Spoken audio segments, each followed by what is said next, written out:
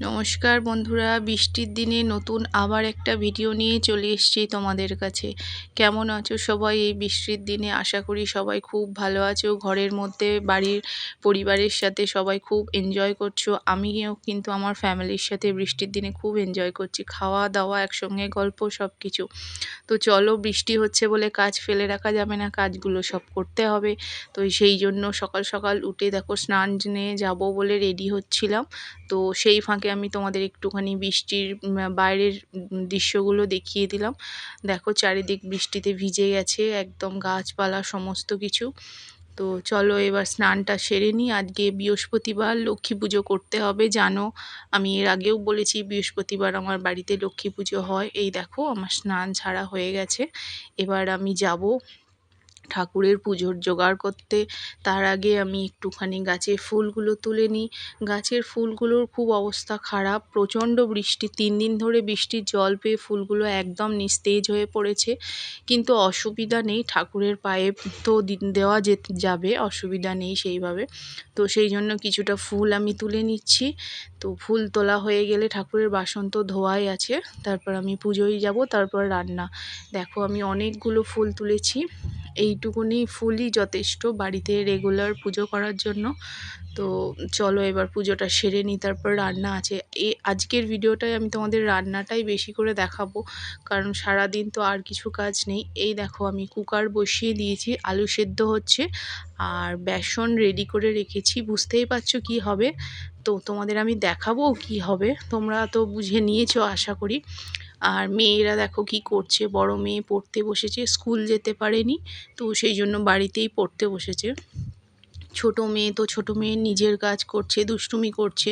ও আর কি করতে পারে বলো, আর ওকে সময় দেওয়ার মতো কারোর সকালবেলাটা সময়ও থাকে না।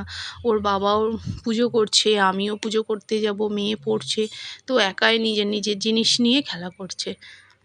বৃষ্টির দিনে কাজ যেমন কিছু থাকে না, খাওয়া দাওয়াটা একটু বেশিই হয়ে যায়, স্পেশাল হয়ে যায়। সকাল থেকে রাত পর্যন্ত সব বাড়ির সবার ডিমান্ড, মেয়ের ডিমান্ড, মা আজকে ব্রেকফাস্টে এটা বানিয়ে দাও, লাঞ্চে এটা বানিয়ে দাও, ডিনারে এটা বানিয়ে দাও। তো বাস খাওয়া দাওয়া গল্প এটাই হয় আর কি, খুব ভালোও লাগে। অসুবিধা ঠিক খুব একটা হয় না, কারণ বাইরে যাওয়ার তাড়া না থাকলে বাড়িতে আরামসে বসে রান্না তো করাই যেতে পারে, কি বলো তোমরা? তো আমিও সেটাই করেছি, ওদের জন্য বিভিন্ন রকমের যা যা খেতে চেয়েছে আমি সেই রকম খাওয়ার ওদের বানিয়ে দিয়েছি, যাতে ওদের কোনো বোর না লাগে বাড়ির মধ্যে।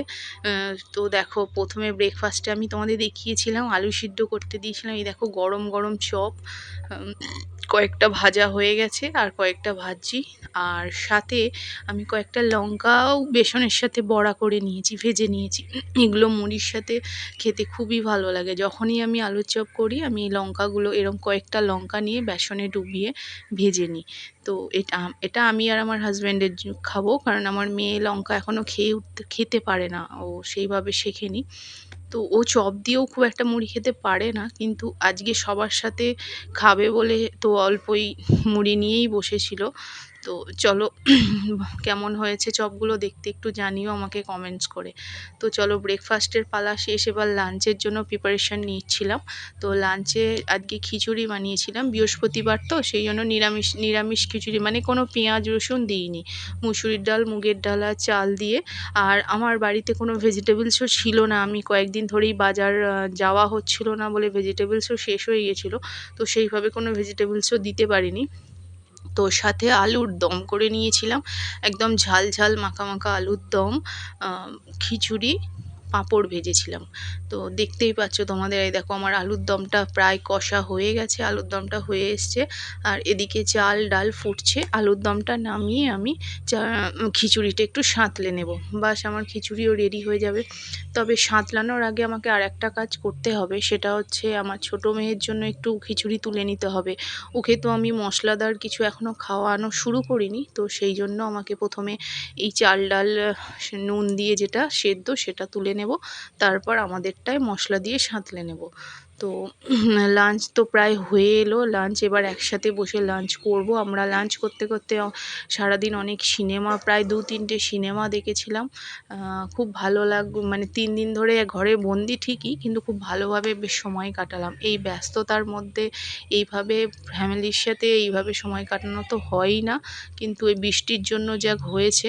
তো দেখো আমার পাঁপড় ভাজাও রেডি, খিচুড়িও রেডি, খিচুড়িও সাঁতলে নিয়েছি।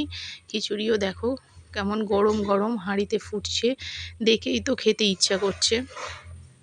চলো এবার আমি তার আগে আমি ছোটো মেয়েকে খাইয়েও নিয়েছি, ছোটো মেয়ের তো ঘুম এসে গিয়েছিল।